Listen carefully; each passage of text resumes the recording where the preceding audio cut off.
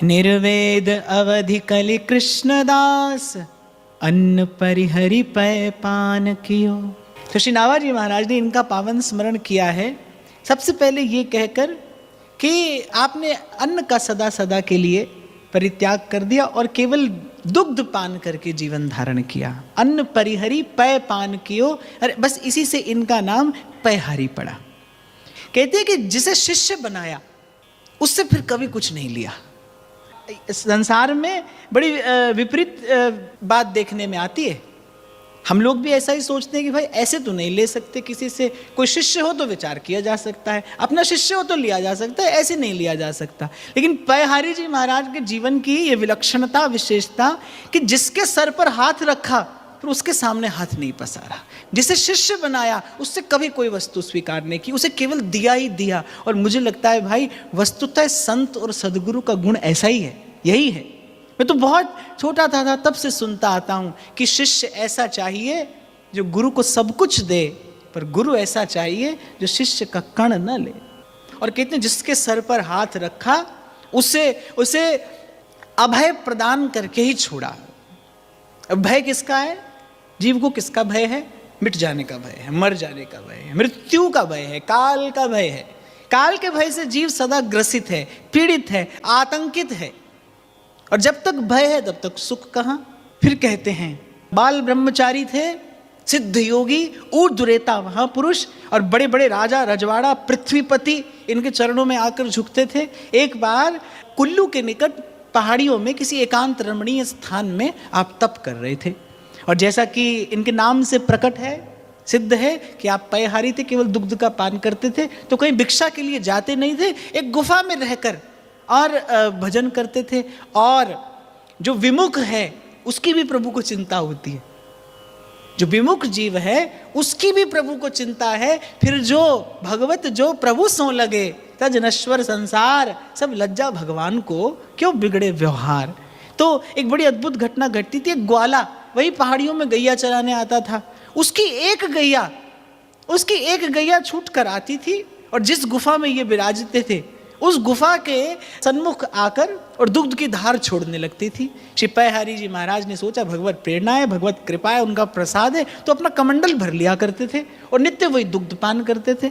एक दिन ग्वाले ने देखा कि भाई मेरी गैया जाती कहाँ है, चल दिया गैया के पीछे पीछे।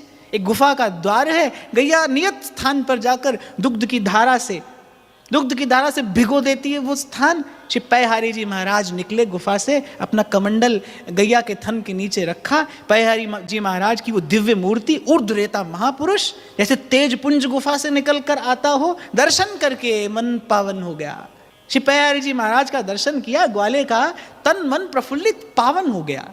पुण्य पूर्ण होता है जिस दिन प्रभु कृपा भरी दृष्टि से देखते हैं, उस दिन साधु का दर्शन होता है। और संत का दर्शन अर्थात जैसे स्नान कर लिया आपके अंतर मन ने, आपके भाव देह ने गोता लगा लिया प्रभु की रूप माधुरी, लीला माधुरी, नाम माधुरी में।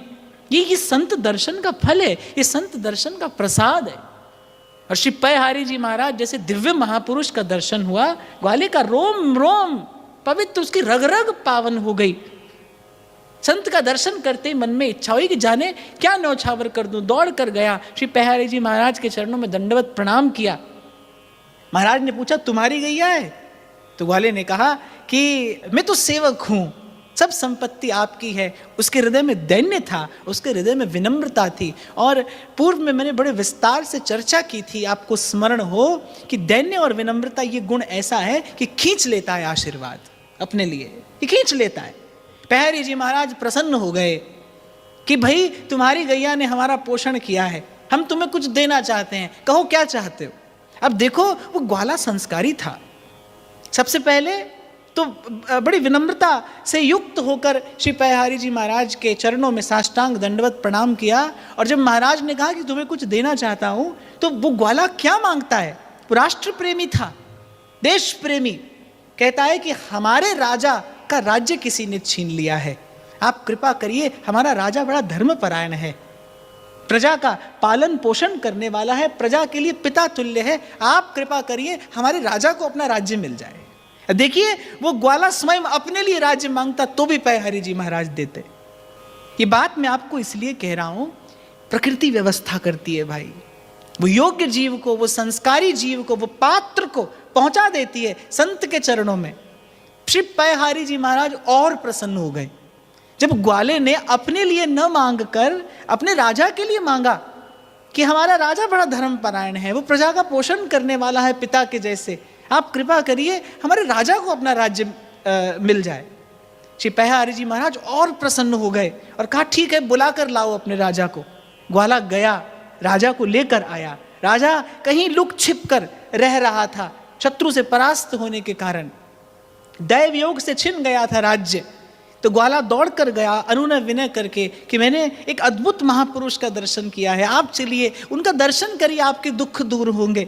राजा आए, श्री पयहारी जी महाराज का दर्शन किया। श्री पयहारी जी महाराज ने कहा, पहाड़ी की चोटी पर गुफा थी।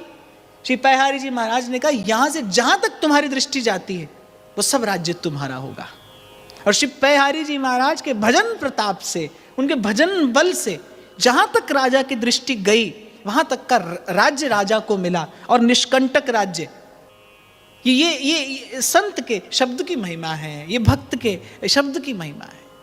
राजा को राज्य मिला, राजा बड़ा संत सेवी और भगवत सेवी हो गया। राजा ने तो अपनी सारी संपत्ति मानो न्यौछावर कर दी संत जनों की सेवा में। चारों दिशाओं से राजा के राज्य में संत आने लगे, साधु सेवा होने लगी, राजा की ख्याति दूर दूर तक हो गई। राजा के राज्य में तो मानो भगवत भक्ति की बाढ़ आ गई, चारों दिशाओं से साधु संत आने लगे, भगवत कथा कीर्तन, भगवान नाम, भगवत गुणानुवाद, साधु सेवा और ये सब मांगलिक कार्य नगर में होने लगे। राजा की ख्याति चारों ओर फैल गई, यशस्वी हो गया राजा। समय आने पर राजा को पुत्र हुआ, पुत्र भी भगवत भक्त था, और राजा के मन में इच्छा थी कि ये जो राजकुमार है ये मुझसे भी अधिक संत सेवी हो।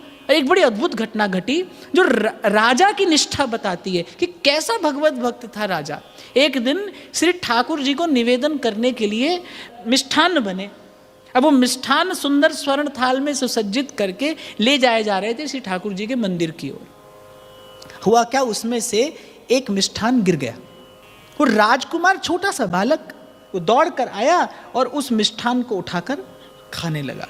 कहते हैं राजा इतना पीड़ित हुआ कि मैंने ऐसा संस्कारहीन पुत्र उत्पन्न किया है कि प्रभु को निवेदन किए बिना पाया पाता है, ये प्रसाद नहीं पाता, ये अनर्पित वस्तु पाता है। और कहते हैं राजा इतना दुखी हुआ, राजा का हृदय इतना निर्वेद से भर गया कि उसने अपनी तलवार निकाली और वो राजकुमार का वध करने दौड़ा।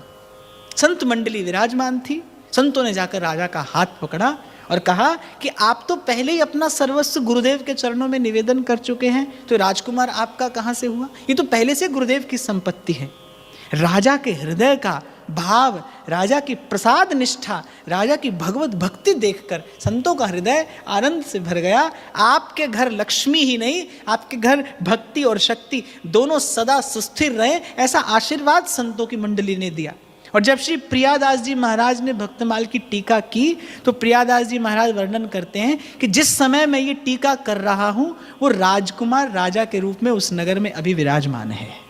तो अनर्पित वस्तु न पाई जाए। और मुझे लगता है कि शायद ये भक्त हृदय ही इस भावना की गहनता का अनुभव कर सकता है कि कैसे थाल से एक मिष्ठान गिरा। मैं इस दृश्य की कल्पना कर रहा था। मैं थाल से एक मिष्ठान गिरा, नन्हा सा बालक दौड़ गया। अरे बच्चा तो सहज में कोई वस्तु उठाकर मुख में डाल लेता है, वो मिष्ठान गिरा, बालक ने मुख में डालने का जतन किया।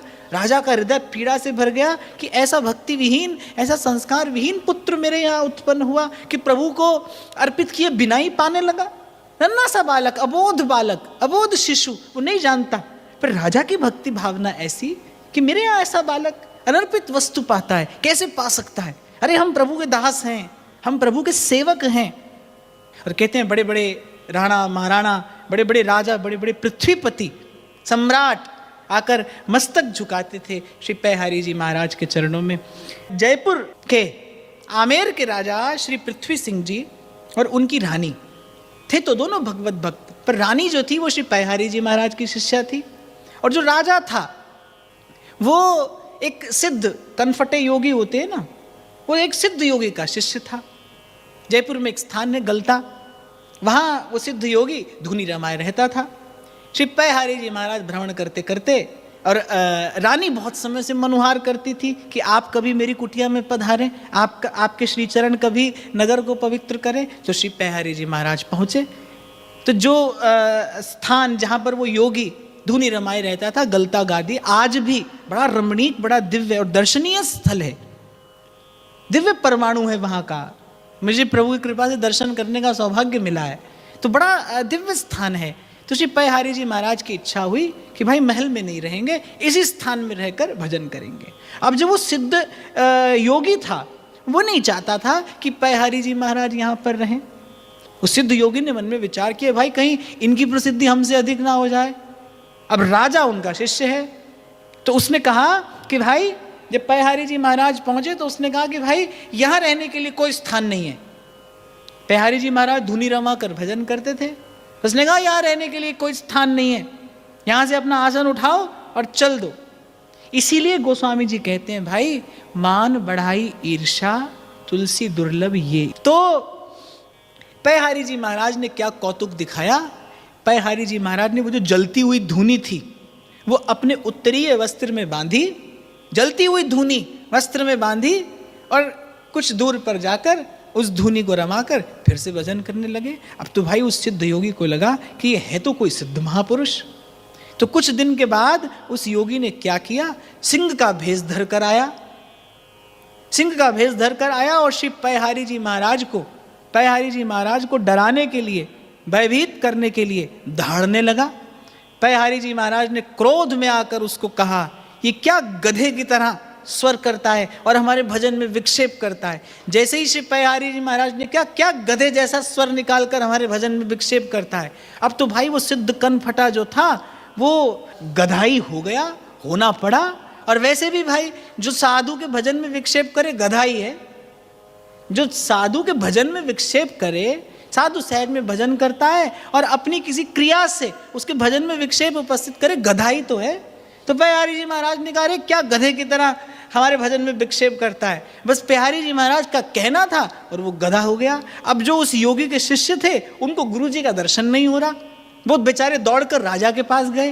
राजा ने रानी से कहा, भाई ये तुम्हारे गुरु जी ने क्या कौतुक दिखाया है।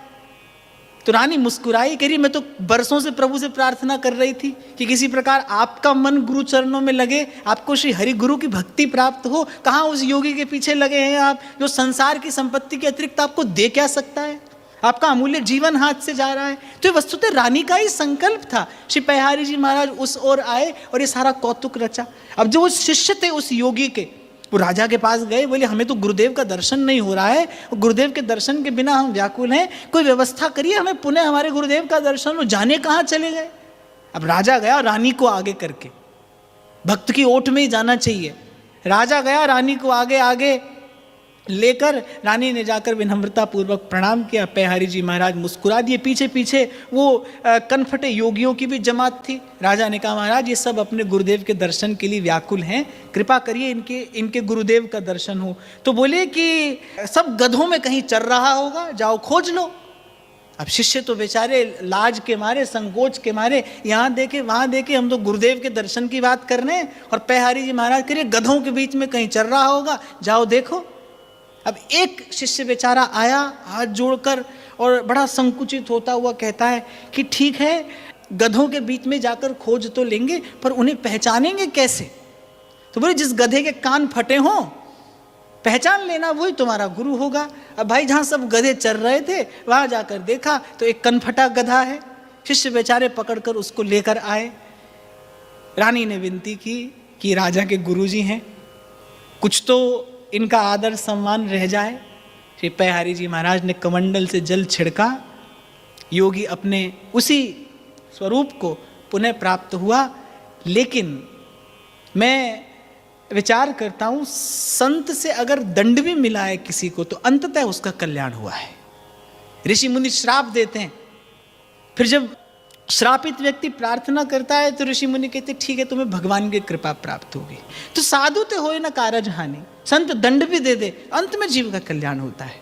पहले तो उस योगी को दंड मिला, लेकिन जब पैहारी जी महाराज ने अपना कमंडल से तपपूत जल उस पर छिड़का तो श्री चरणों में पड़ गया। और वो अपने साथ जो सब शिष्यों की जमात थी सबने श्री पैहारी जी महाराज के चरणों में समर्पण किया। पैहारी जी महाराज ने वैष्णव मंत्र प्रदान किया, प्रभु का नाम प्रदान किया, राजा और रानी को भक्ति से युक्त किया, पूत जल उस पर छिड़का तो श्री चरणों में पड़ गया। और वो अपने साथ जो सब शिष्यों की जमात थी, सबने श्री पैहारी जी महाराज के चरणों में समर्पण किया। पैहारी जी महाराज ने वैष्णव मंत्र, जब कोई नहीं आता मेरे श्याम आते